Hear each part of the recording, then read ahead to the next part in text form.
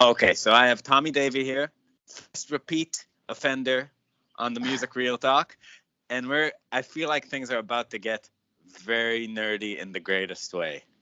Let's do I hope this. so. Yes. So just give us the spiel about these guitars.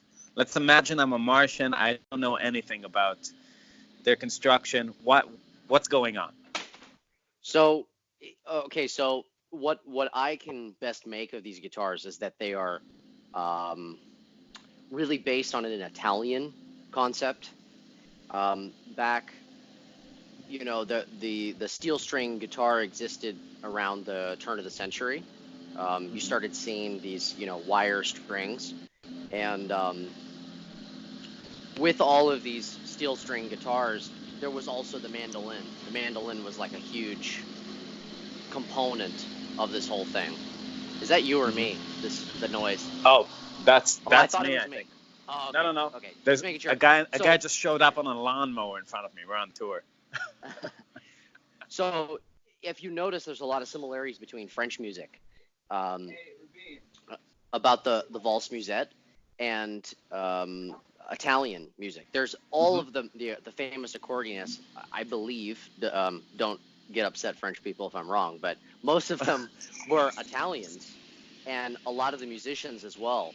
So you have this mandolin accompaniment guitar tradition that existed, and you had these guitars that were full, almost like classical style guitars with um, without cutaway, with steel strings, with a regular classical type of bridge, with a tailpiece, almost like a mandolin. So with all of these, With all as these what? a with all of Hold these on. types of, Let me get into a better location here. that was like the most intense lawnmower ever. I know, dude. This guy just came in and started mowing. All right. This is going to Okay, be much better for us. so the mandolins, they are Neapolitan mandolins. They're Hmm. being made all over, the tradition, and they've got a folded top. So if you see like if you see this diagram here, you've Hmm. got there's actually a bend or there's a crease here where there's a small cut and they bend it back, and Mm. this makes the top have an arch to it, but it's so that the top is not under any fatigue. So the guitar has this, I think the right word is a parabolic arch, and Mm.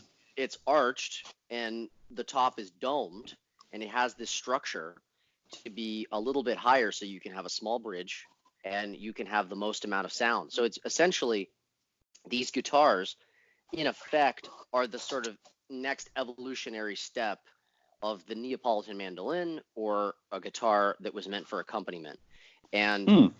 before the Selmer Maccaferri thing, I mean, Maccaferri was a huge innovator, and essentially made the Neapolitan mandolin into this newfangled um, Art Deco masterpiece, really. Um, Mm. and he really utilized a lot of things in addition, to just early instrument making, just like more than the basic guitar. There was no guitar at that time that had that many things about it that were special, because you had hardware, you had um, decorative things that were just purely for aesthetics, that were realized because he had access to a saxophone shop. So if we rewind a little bit, there's a guitar player that you can go and look up online. His name is Poulette Castro, and Hmm. he was Django Reinhardt's one of his main guitar teachers. And you can hear them playing, Paso Doble, and these I think they're like almost like Portuguese songs, like Hmm. mazurkas and all sorts of different stuff. And they played with banduria. So there's really, like, you look at the original kind of guitars they were playing, and they were playing these, almost looks like classical guitars, but with a tailpiece, and the strings ran through the bridge. So this Interesting. was So the it's first. the same kind of break off angle as these guitars. No, these were flat. Okay. These were flat, but Maccaferri, I think was either he invented it himself or looked at a guitar maker, I think is 1920s, named Gelas, was making these folded top guitars with like sound chambers in them. So there was somebody making sound chamber guitars previous to that, but instead of, the break angle being like this Mm-hmm. here, it was inverse. So you had the top sinking in. So the Mm. strings ran this way, and then there was a sound port here. And I'm sure Wow. if anybody listening is interested enough, all you need to search is Gelas, Gelas. I think it's either with one L or two L's. But that's kind of the beginning genesis of like this kind of movement. What would be like these- the sound difference and the feel difference in a guitar that has that kind of inverted angle?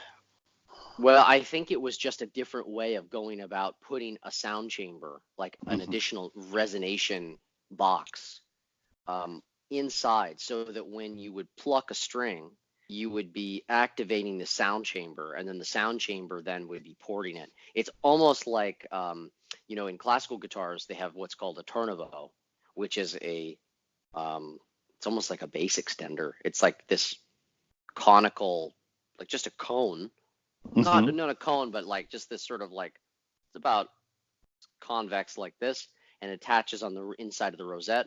And famous guitar makers like Torres, Antonio Torres, made this device, and it just made the guitar have such like amazing low end and bass.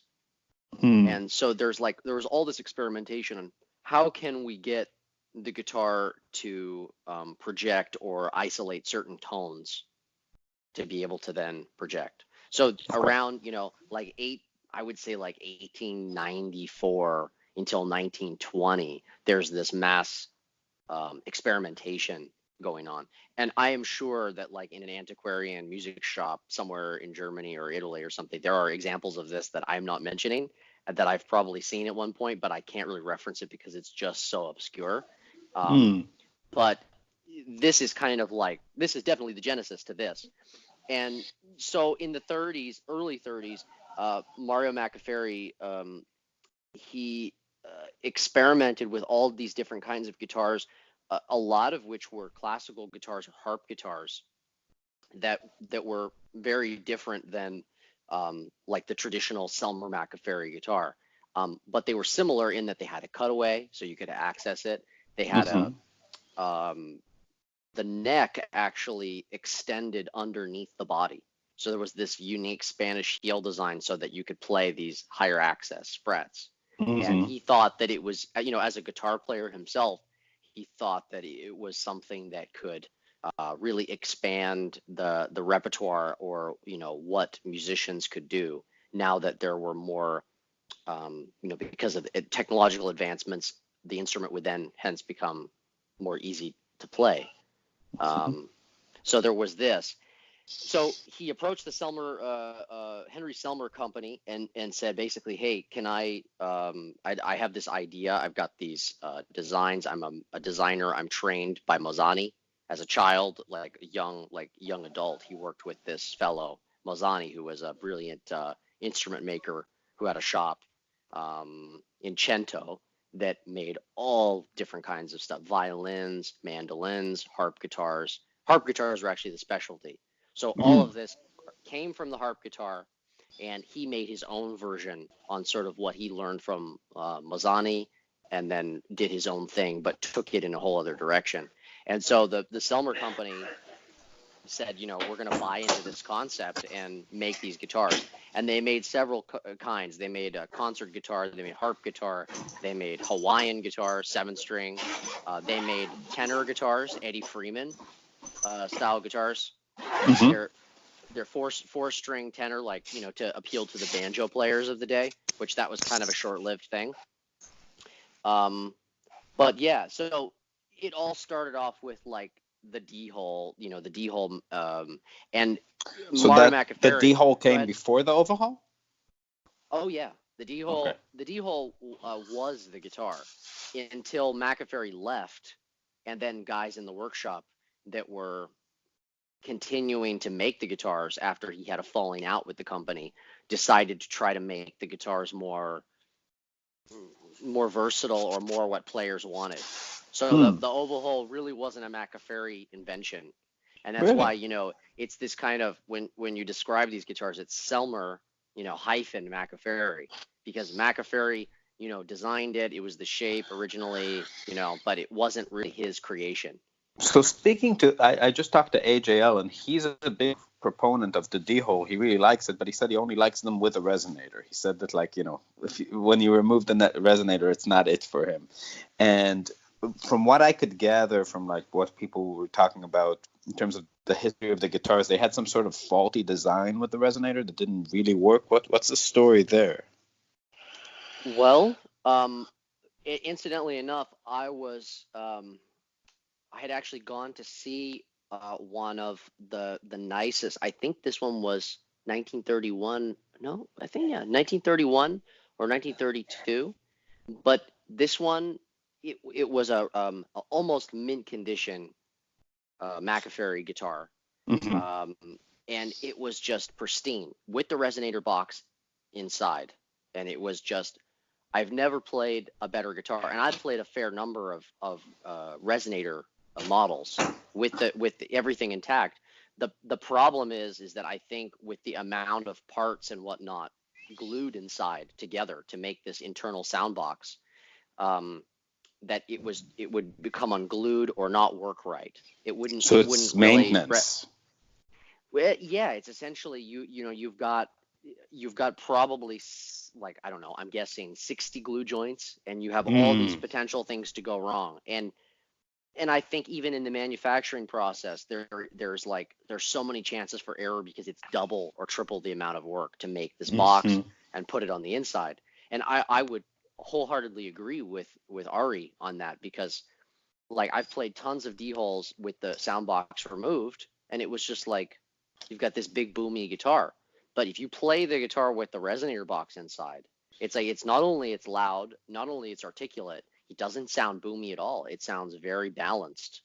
Mm. And It's almost like a wooden resonator guitar that without all the mechanical sounds of like a tricone or something like that. It Right. brings out this real articulate sound, and it was just How come uh, there aren't many people playing those? Like, you never see people playing them with the resonator in the gypsy world. well, actually, John Jorgensen, a long time ago, had Maurice Dupont make him a a Dupont with a resonator in it, but it was I believe a 14 fret guitar. It was a Hmm. custom thing. There's a number of makers that have made these guitars with the resonator inside, but they're kind of this thing. And I think even the replicas that are made, I think still the same rules apply, that they're not necessarily effective. That Mm. some are good and some are bad. And the other thing is there are two variants of it. There was a first model, and then there was a second variant. So there were two designs floating around, and one came after the other. And they were essentially just different versions. One had this reflector box with these two small little ports that separated the treble side and the bass side. So you had an Mm. individual port for each side, and it was supposed to reflect the sound up and out. I think I have like the patent here.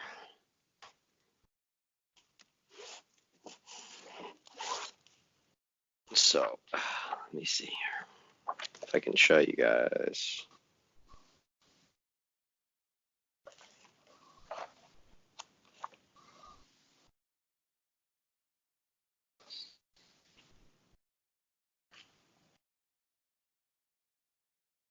Dude, Tommy, you are a resource. Yes, I have a problem. Okay, so here's the patent. Okay, here. Is this the one? No, this is his plastic days. He made a lot of plastic guitars in the 50s, which is kind of funny. Plastic. Yeah, he made them out of Bakelite. How do they sound?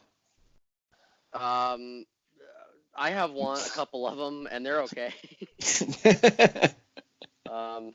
More of a collector's thing, you're saying. Yeah, I mean, he made like ukuleles that could be like picked up and by children and stuff. Just for reference here, because I found this, you can see Maccaferri here with this harp guitar, which has a D-hole, but it's totally, I mean, look at the headstock on this thing. I mean, it's just... Yeah, it's like the shit Michael Hedges used to play. Yeah. A Django style. Yeah, but he also made, like, you know, these amazing harp guitars. Wow. So it's kind of funny because people say, like, oh yeah, gypsy guitars, right? And that's kind of like the catch-all, right? But they were not at all. They weren't meant for that. conceived. They're just his brainchild, adopted by these guys. Yeah, it's kind of funny that they've taken this kind of connotation. But apparently, from what I've heard, Maccaferri really could not stand the way that Django played these guitars. That's the funny thing. Really? Yeah. So this is what's going on inside. These are the sound chambers. Oh man. And you can see there was this kind. They had these two ports of the reinforcement, and then there would be an external reflector, and then there was this kind that had a reflector built in that was almost bent like a pliage up. And so the idea was to separate the frequencies, separate like the bass side. And you see this little diagram here. The sound reflects downward, resonates this sound box, and then this sound box on the back side of the guitar, the bass here, springs out here. And what it's also doing is it's decreasing the size of the body. So it's actually restricting the body here, because this part is becoming effectively, completely ineffective underneath the fingerboard. So you're reducing the size of the body, which is kind of brilliant, because it's like you've got all this energy and you're just making this one focused box resonate, which is totally the inverse of a normal guitar. A normal guitar, the whole thing's supposed to resonate and it's supposed to feel, nice in your hands, which this doesn't necessarily do. Right. It's a different kind of thing. So, fast forward a little bit, these guitars, became this type of thing where you have 5 braces. Some of them did not have 5 braces. Some of them have 4 braces. And there are all sorts of changes with the radiuses of the braces here. Of course, after I think 1938, 1939, when they started introducing the oval hole, they first had a 12 fret oval hole that they introduced. And then they introduced a 14 fret, which was 670 in scale, long, 14 frets to the body, and they also reduced the nut width to 45 millimeters, whereas before it was more like a classical style neck. So this, and the design wasn't Maccaferri, it was the Selmer people. Then yes. Wow, I had no idea. Okay. Yeah, he left and got in a big tiff with the guy, with Henry Selmer, and just said, hey, I'm not happy with you guys anymore, and just kind of left. I'm not too sure of the story. I could probably research it, but there was definitely a rift. So all the Maccaferris are D-holes, like the ones that are designed. Did he ever go to make these oval holes or no? No, I don't believe so. Oh, okay. This was something that was done by the workers that took over afterwards. Okay. There were a lot of other capable people in there, but all the tooling and everything, like the shape, the bending methods, the jigs, everything for making the guitars was really conceived by Maccaferri. And you think about it, like normally a guitar shop isn't really equipped with a lot as far as like manufacturing for jigs and things. So it kind of limits what you can do with producing a guitar as far as bending and forming and being able to be really creative with shapes, because the more shapes you have with the guitar production, you have to have support and metal jigs that can precisely cut the exact same thing over and over again. So everything from the bridge to the fingerboard to all the lumber, everything, like the rosettes being cut, they were using early forms of like engraving machines, pantographs, which essentially a pantograph is you have a little object, well, actually a big object on the left side, and then the right side, which is where you cut, makes a small thing. So everything from the engraving, the rosettes, everything was early automation, but done by hand. So you'd move one side of the tool and it cuts perfectly the other side. So imagine you have a saxophone shop that's making high-end saxophones, and Maccaferri says, "Hey, I want to use all this machinery to make guitars." You're going to be able to make the most incredible guitar ever because you have all the access to Right. the brass pressing, you have tuning machines. It's all proprietary. Um, I mean, they had their own cases that were made. I mean, like Yeah. every single step was really uh, there were no cost cut in that process. That's an incredible thing about, like, what it. There's a guy that I want to bring on this show, unrelated to this. His name is to the Gypsy thing. His name is Mark Varney. You probably heard about his brother Mike Varney from Shrapnel Mm-hmm. Records, and Uh-huh. but the whole thing is that his brother had, like, for a few years, had this idea to start, like, a fusion label and bring these people, and this whole sometimes you go into these ventures in life that might not be financially viable, but you get to make these amazing things along the way that Mm-hmm. people, that really impact and influence people. And it's so amazing that, like, a lot of the things that, like, 100 years later we're celebrating, just these, like, happy collaborations, happy coincidences that might have even ended badly with, like, rifts between the people, a lot of fuck yous. But, like, we Mm-hmm. get these, like, amazing guitars. So it's like this guy with the idea during, like, this renaissance of, like, acoustic engineering, and then he finds, like, the people with the machinery. Yeah. Some other people take the idea, run with it. It's unbelievable.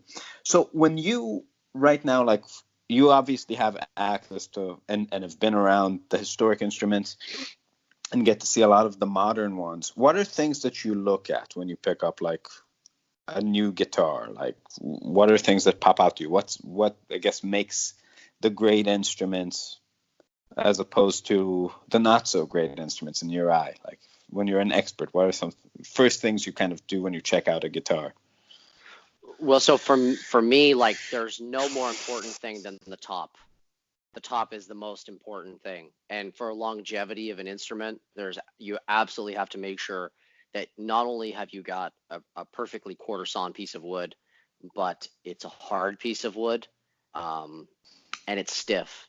And it's Mm, really hard sometimes. I mean, a good guitar maker will know whether or not the top is going to last. Like anybody really with enough training and seeing enough wood and knowing where it comes from and what's good and what they like and what they sound like, um, can just twist the the wood in their hands and get an understanding of the stiffness, the tightness of the grain, um, and make sure that it's properly quarter sawn. And mhm, one trick that I would really encourage a lot more people to look up. I mean, you can look up online. Um, they call it run out, or it's basically run out is when you're splitting or quartering a tree, whether or mm, not the top has been. So you've got all these different stacks of grain like this, and you mhm, need to cut the wood out of the middle so that you get when you actually look, the wood isn't going like this. It's not curving like this. You want the grain to be running straight. So if the run mm, the this is the actual top of the guitar, and the grain should be stacked like this, not mm. like this. And when you have Gotcha. this, it's not stiff. And some people will actually like that kind of cuts of wood because it's warmer or sounds more like a broken in guitar. But all you do is, like, I think there's YouTube videos on it. You hold the guitar in front of you in the light, you look at it, and if when you spin it around and you rotate it, if the guitar top changes color or one side gets light and one side gets dark, you know you don't have a properly quarter sawn piece of wood. But the thing that's Mm, really interesting is how many guitars that are at a high level that are being produced have run out or are being made with $20 tops. mm. And it's Yeah. frightening because I mean, it's a real, I really try to be transparent, as much as possible without burning as many bridges as possible. But it, Yeah. it is really, like, it's astounding, like, because this gypsy jazz guitar market is so small, and it's kind of like this little club that Sure. people can get away with stuff, and because so many artists are selling stuff and saying, yeah, buy this, this is a great value, it's a good guitar, the same rules for some reason of regular guitar making or instrument building go out the window. Right. And someone like me who will look at a guitar and give an honest opinion, not for profit or anything, will just say, oh, that guy's just trying to, break my sale. It's like, no. It's like, if you want to make profit and you want to make $3,500 Sure. take Sell some, take on do it something right. that has a $20 top from Romania, then that's not, Sure. But that's what I see a lot of. That'd be hilarious. We should make an episode where you just take these expensive instruments, like, look at this piece of shit, look at these grains. Oh no, that's a bad idea. But yeah. But it's like, if you're spending a certain amount of money, you need to be sure that's like, there are a lot of people that I know that make amazing guitars, and there's no question about that. But the problem with that is that the number of guitars that you can get per year is severely hampered by the fact that if they're going to do it the right way, it takes time. Yeah, it takes time, and you have materials like there's a guy in Germany that I know who makes like just incredible guitars, and he's got like a hermetically sealed room in the lower part of his house that's just wood that he's been sitting on for a long time. And these guys, like, who have this kind of setup, like there's a guy in France that's got this kind of setup.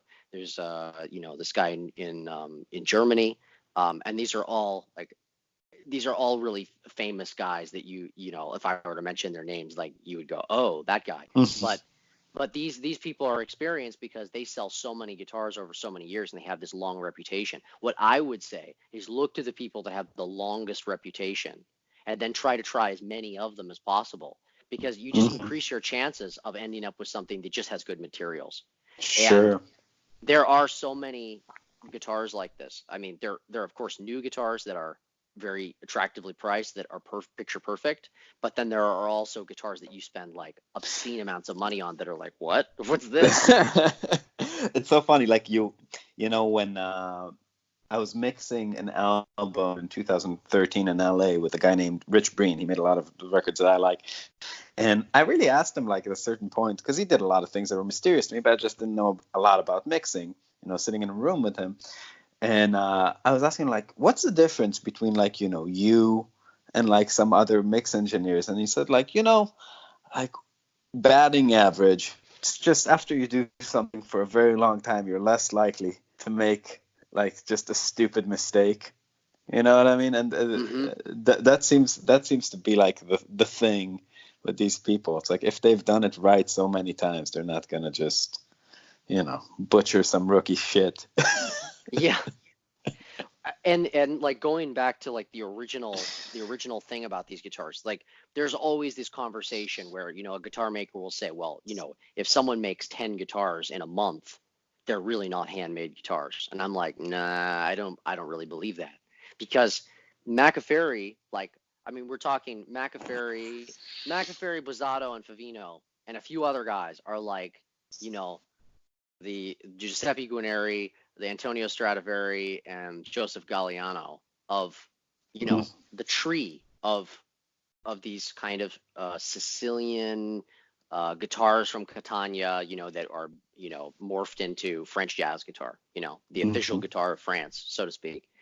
And every single part on the originals that were copied were machine made. And in order to get precision, right? Like, imagine you're going to make a guitar and you have end blocks, right? Or like little components. You machine every single one the same with good materials, and then you can pick from 150 and match a whole set of the perfect wood that you think is going to work together, because you have more ability to spend time choosing, rather than oh my God, my hands are killing me because I just cut an entire guitar, or I cut a set of blocks, or I'm making the lining. You're exhausted. You can't think if you're exhausted.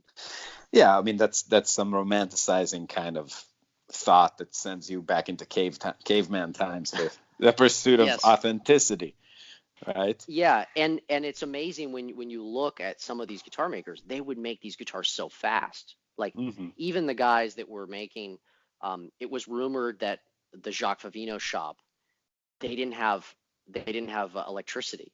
or running water in this industrial, this old building with a glass skylight. They had like they're bent for bending solid woods. They had a wood stove in the corner, and that's what they used up until the 70s. So it is possible to make guitars. And also the thing that a lot of people don't realize is that there's a lot of these like mystery gypsy jazz guitars or guitars for AmeriCorps going on at the same time. A lot of them were roughed out in Italy. So a lot of things that you see end up in Italy are really kind of the same thing, except there's a major difference is that one was sold by a shop and has the provenance that it was offered for sale in France versus Italy. And there was like, DeMauro guitars. Those were like, cookie cutter guitars, but like amazing results. I mean, you have like the cheapest sounding guitar, the weirdest looking guitar, like some are crooked, some are uneven, but they were all fantastic. But I digress. Going back to this kind of thing, like you have these machine made guitars, and there are three kinds. There's the guys that make, like guitars in assembly line, and they're picture perfect and the materials are fantastic, and it's about the materials and how it's put together and the thought behind it. And then you have your handmade guy that's slow but as precise as the machine made stuff because he's an artisan. And then you have the artisan that doesn't have the tools and doesn't have the experience and doesn't take the time and is rushed by modern day concerns because of high overhead costs. And that's where you have your errors. What I notice. And you just take these guitars that are just, they sound good when you get them, and then they just turn into a masterpiece. It's just the whole thing just twists and changes. And like I'm not, I don't want to say this like as like, watch out for this, but it's like it is so much uncharted territory, and because there are so many people making these guitars, you have to be sort of like a little concerned and know what you're doing as a guitar buyer. You have to arm yourself really. Because I've made plenty of mistakes buying guitars, and I've learned the hard way. Can we have a little bit of a show and tell? Yeah, sure. Let's do this. Okay, I have to go upstairs for that, but I can show you something really interesting. There's a guitar that there's two or three things I'll show you guys. One is a contemporary of Maccaferri in that time period where there was that mass sort of exodus from Italy, escaping fascism, to live in Paris and make guitars. And we don't know, like, this guy's a total mystery, but we don't know much about it. There are maybe 3 or 4 guitars that exist by this guy, and this one is really, really, really interesting because it was most likely owned by a guy named Eugene Vies. It's the only guitar that we've ever pulled that's like this. I mean, of course, I can't confirm it, but there are many aspects to this guitar that are completely unique, that are just, the guy probably made less than 10 guitars in this era, but I'll go get it and I'll show you. This is exciting stuff.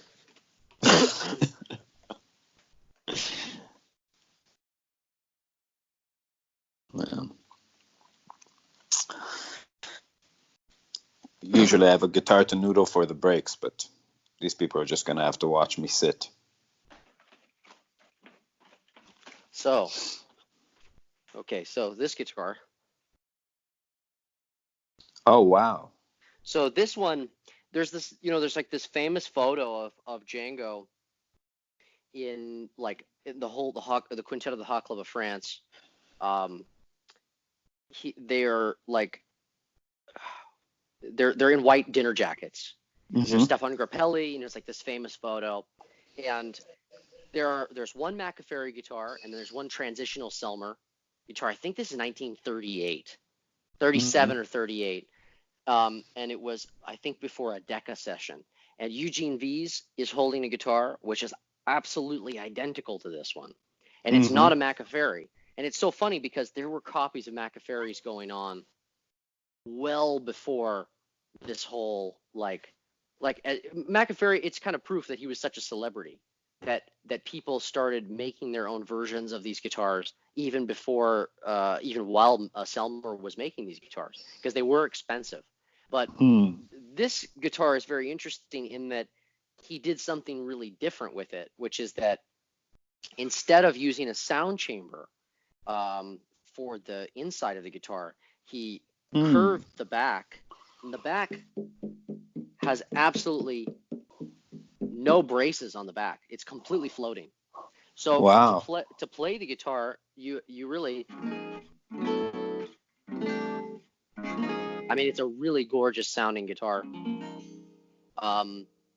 Almost like a kind of an archtop kind of sound. It's very sweet. Mm-hmm. But if you touch the back, and then you don't touch the back, it completely transforms. So you've got, the Selmer guitars, they had rods, carbon rods or steel rods up the inside of the neck. This one has got a Brazilian rosewood piece center up, and then it's got walnut on the sides. So this was kind of like the Italian method of making a guitar. I mean, you can just see how archaic the whole thing is. I mean, the guitar was played so much that where in first position where you keep your thumb, it's totally worn out where the guy would put his thumb. That's crazy. It was obviously a player's guitar, the kind of just a really amazing find, really just, and it's got the original label in it, and it's just, I mean, it's totally spooky to play it. I'm just kind of enamored with this one.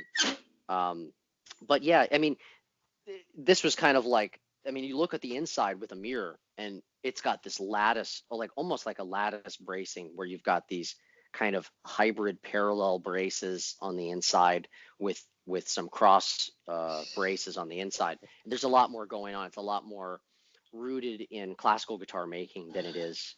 And they don't know, and the name of the maker is what? Francesco Olivieri. Olivieri. Okay. Yeah, we estimate this is probably 1936, 37, something like that. And he only made a handful of guitars, and that's it. Yeah, and mostly the other ones that were made, they are like oftentimes like black guitars with like white pick guards or stuff. And it was thought that when this one was made in Paris. That's the thought. And then when he moved back to Italy, he continued business, working with some other shops and sending his guitars to Paris. But they looked far different. They used different hardware. They definitely looked more, more Italian. There's like some Italian guitars that they have some weird features or weird hardware, like cast hardware and stuff like that. But yeah, this one's pretty interesting. Sure. I'm trying to think what else. Yeah, I'll show you guys something really cool. Yeah. Show us. Since it's show and tell time. This is awesome, dude. Dude, all the people that don't care about this can go find their friends.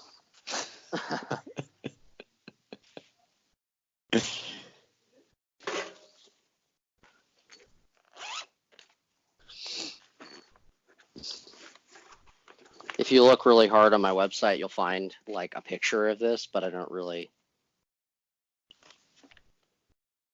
talk about it. So the elusive Django Reinhardt autograph. That's awesome. Unbelievable. Yeah, so this is original. I found this in LA actually. Really? Yeah, it belonged to an old British guitar player that worked as a kind of singing waiter, bartender of sorts. Yeah, interesting story. But I'm sort of fascinated by all these kind of stories, not just the instruments. Sure, that period of time, it's hard to find information too. So I'll show you a little bit here. In our shop here. This is which location of your shop? I'm in LA. This is our LA location. So this is one of the original Selmer Maccaferri guitar molds. Oh man, that's unbelievable. some poster action. Um, How they used to promote. some friends of mine, some original Django editions. But I'm trying to think of what else you guys want to. Do you guys want to? Are you guys curious about the amplifiers that Django used? Oh, absolutely. Show us the Okay. goods, man. Show us the goods. Well, if you have any ideas, or like we can do that a little bit, and then I can talk to you about like setup or something, if that's cool. Yeah, that's very cool. Let's do both of those things.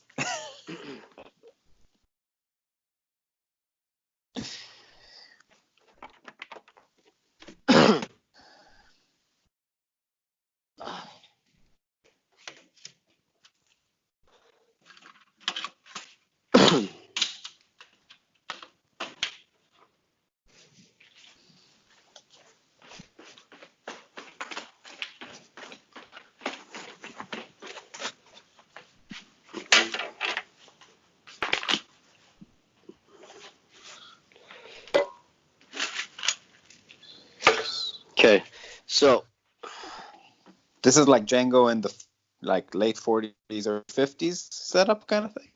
yeah, this is like about that time when he was,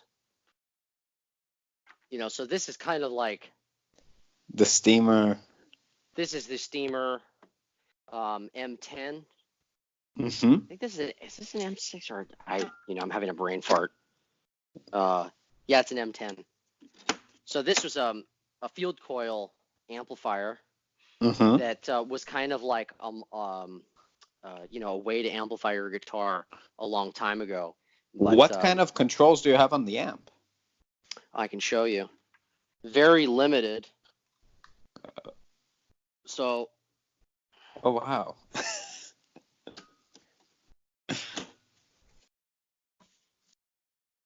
it works. The whole thing is it's a fully functional working amplifier. Unbelievable. So you can see that it's got the original Vega speaker on the inside. Uh-huh. You used to have you'd have two inputs here, Uh-huh. and then I don't what is this one? So I think these were two mic inputs, and then you had like a separate one for the pickup, which was like you had these two plugs that you would plug in here. So it was like a total 3-channel. 3 inputs. Yeah, and then you had this kind of just gain, just like straight type of gain with an on switch here, and there was an external ground. I mean, it's like this amp's been modified to work with 110 volts, but originally, Sure, the electricity was different back then. yeah, there's definitely been some modifications on the inside to make it work, but the sound is very much the same. And because there's no like Alnico magnet here in this type of speaker, it adds a certain kind of mid-range or brightness that doesn't usually exist with tube amps of the size, and that's what also kind of makes it sound very much unique to the Steamer sound, or the sound of Django. I can't imagine like going to a venue and being like where do I plug in? It's like, oh, we don't have electricity. Try another place. Yeah, And so this probably was an issue.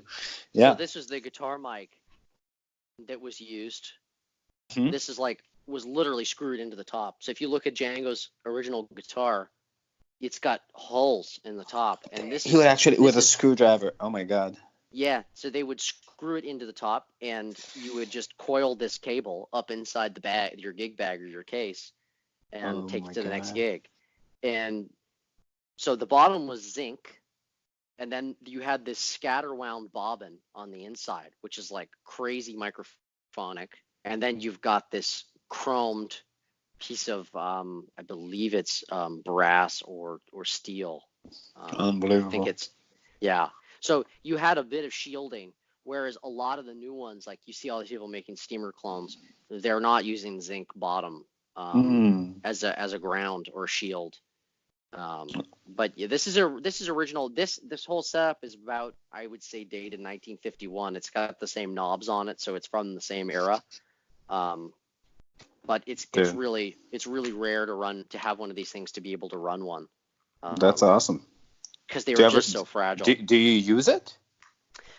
For fun, I'll fire it up once in a while and like make some videos, or I'm actually planning on doing like a little record project with all the guitars that I have in my collection. And so we're that'd be great, dude.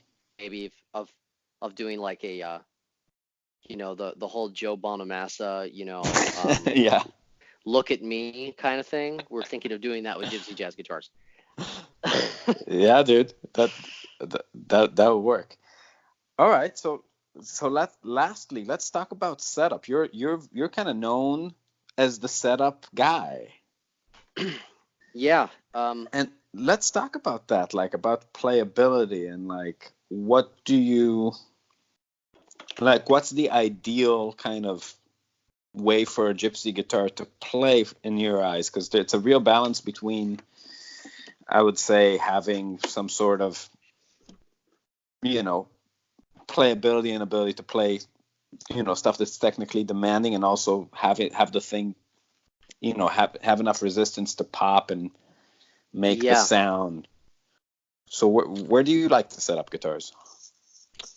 Well, I mean, it really depends. There's a lot of considerations that go into setting up a guitar. There are so many different ways that people make these guitars. Some people make them with Spanish heels, which is kind of, it's not cheating, but it's not the way that they originally made. So basically, Spanish heel would mean that the guitar goes in the mold face down, and you put the back on last. And the neck and the block are one. They're not separate. Originally, Selmer would make these guitars the bodies. They would do the binding and everything. They would cut the dovetail, and then they would slot everything together and glue it.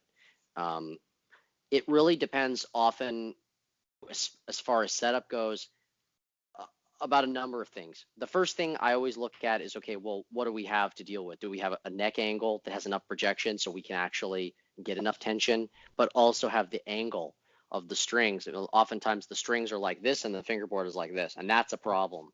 So what the goal is to try to get this to be as even as this with a tiny amount of relief.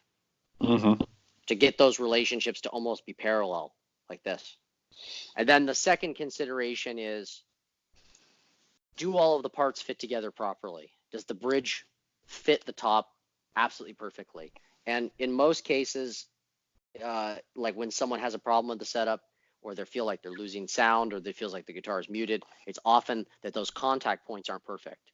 The other thing that we look for is relationships as far as ease of playability. Well, okay, if you have a 43 millimeter nut width, what should your string spacing be, right?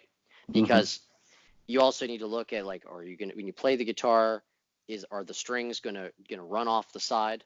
Because a common mistake that I've seen on a lot of guitars that are just like, that are coming out of the woodwork, especially like Chinese guitars, is that they are setting up the nut. Well, the nut's 43 millimeters, and they're putting the I think, what are they putting on the bridge? They're putting like just this the same relationship you would find on a 45 millimeter nut width. So you've got proportions that are wrong. They just don't feel right. So over time, I've sort of been able to see, okay, well, all these people, when I set it up like this, they really like this. This is what, and this is what also I like. So it's kind of it's always been a back and forth process of, someone brings me a guitar and I'm like, I really love the way this guitar plays. How do I get the other guitars to play like this? So there's being correct and being pragmatic, and there's something about the things we like that have kind of a deeper truth that you learn to just, But then again, there are some guitars with problems that you can't get it there. So you can't set up the guitar without making major construction differences, or like, planing the fingerboard or pulling the frets or putting new frets on there. In most cases, like, I would just say, like, improperly cut bridge or things like this, contact points, the angle of the break angle of the strings isn't necessarily pushing down the bridge at the right pressure. There's all these things. Also, when you have truss rods in guitars, if they're not tight and they're not coupling the neck, if there's not tension with the body and the top, then you start feeling like there's some problem. The guitar is like you just hear the strings, but you don't hear the neck. And I always try to get the guitar working sort of in symbiosis. That the truss rod has to have some kind of tension. Right. Ideally, it's better not to have a truss rod for sound, but for modern playability and for modern taste, you really kind of have to have this. Yeah.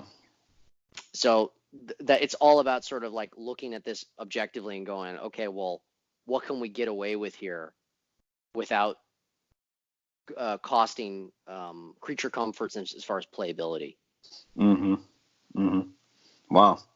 I think there was a video I saw you doing some work on Christian's guitar, and you were doing something where you were hollowing out like the bridge of his guitar. It seemed like, and I wasn't quite clear on like what that does. And when you like go to like just work on a guitar's bridge to make it play better, like what exactly is going on the inside there? Sure. So like that particular guitar was I think was an M30, an Altamira. And at that point in time, when I mean, some still to this day, these guitars have a large bridge. I'm actually going to pull one out so I can show you guys. If I can find one.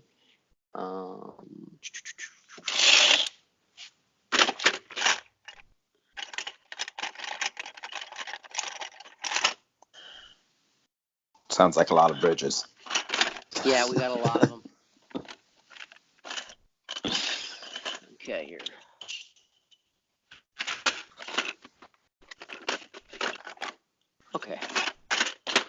Okay, so there's another, like just I was talking about relationships between things. There's a delicate art with bridges, and there's been this kind of idea that's gone around incorrectly that says, okay, well, your guitar, if you have a big bridge on your guitar is going to sound better, or something like this. Like you need that's the way that a bridge should be.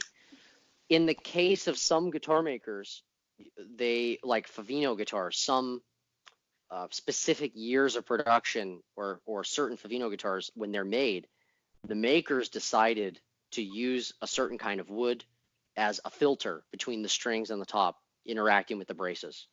So there are some Favino guitars that absolutely need ebony bridges. There are some that need Indian rosewood, and there's you could have both made, but there's a different style. Like Favino guitar bridges shouldn't really have a radius on them, versus Selmer style guitars kind of should have a radius because that's how they're made. So this is like an example of a bridge that is a blank that when we set up an Altamira guitar, we would modify and shave, and then we mill the sides out with a milling machine to make it fit. Now, originally the Selmer guitar bridges, like this is a replica of the Selmer bridge.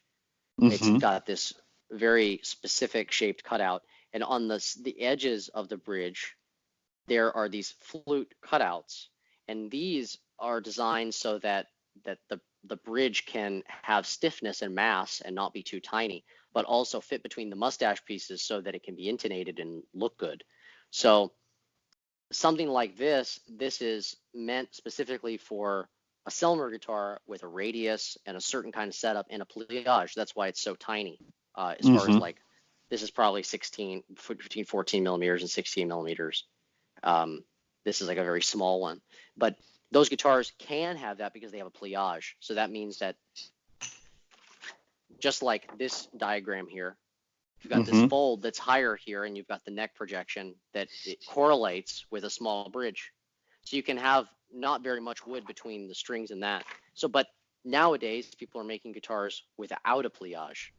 So you need these insane tall bridges. So if you have a tall bridge, you kind of need a lighter weight bridge to compensate for this amount of wood that's needed to raise the strings to the desired height. If you were to go if you were to cut something, like we cut a bridge by hand from a block that's like this, Mm-hmm. and that's the whole thing behind it. And depending on the brace structure, you need to manufacture or make a bridge that matches the brace structure on the inside.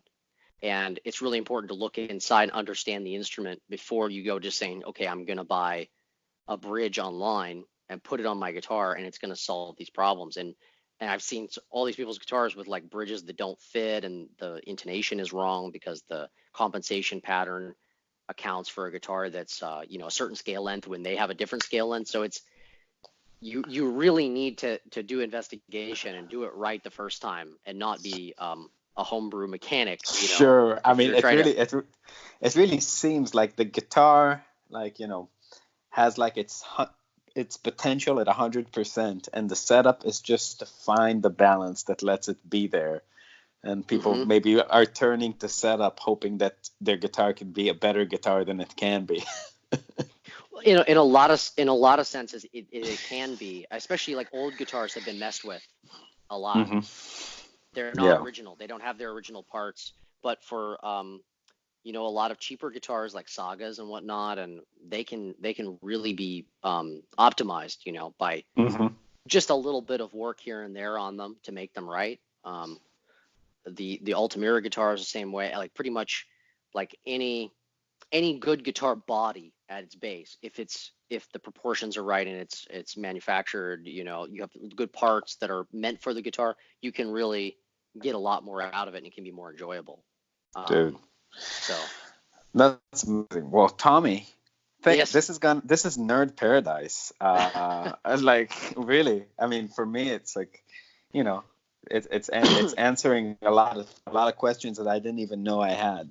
And I think that for a lot of people here who are, I think everybody really, the players don't know anything about this world, and the people that don't understand jazz are now have more background to go look for it. So, and I really implore everybody to check out the shop, because I want to be there. It looks like the a perfect day in gypsy guitar heaven. Yeah, it's madness. I love these instruments, huh? That's amazing, man. Well, thank you so much for your time. Oh, you're most welcome. I hope that I was able to give your listeners some context, and it's not a complete idea, but at least it gets the wheels moving, to sort of look to the history under, maybe become more fascinated with the guitars themselves, because they're a really big part of it and a huge part of the story. Yeah. And I mean, I'm assuming that like the guitars that you carry in your store have passed your scrutiny and been set up by you for the most part. So yeah, that's what I'm going to be doing later in about 10 minutes. Dude, thank you so very much, man. Thank you. I'll see you next time. Okay, cheers. Bye-bye.